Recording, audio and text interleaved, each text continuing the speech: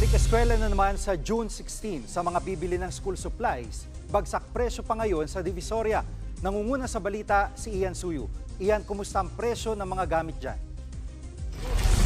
Gigi, may lampas isang linggo pa bago magsimula yung balik eskwela sa mga paaralan.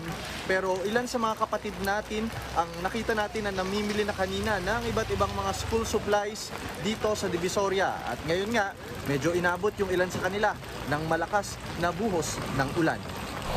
Naglalaro sa 15 to 35 pesos ang mga notebook dito pero depende yan sa klase. Mayroong spiral at meron ding tahi. Ang intermediate pad naman na ginagamit ng mga elementary at high school student ay 25 pesos ang pad, habang ang yellow pad naman ay nasa 35 pesos ang isang buo. Bukod dyan, mabenta rin ngayon yung mga school supply gaya ng lapis na nagkakahalaga ng 6 pesos hanggang 20 pesos. 7 pesos naman hanggang 25 pesos ang ballpen, habang ang glue o pandikit nasa 35 to 45 pesos ang presyo. Nasa 25 pesos to 100 pesos naman ang crayons, depende yan sa dami ng set. May mga paninda rin dito na uniform.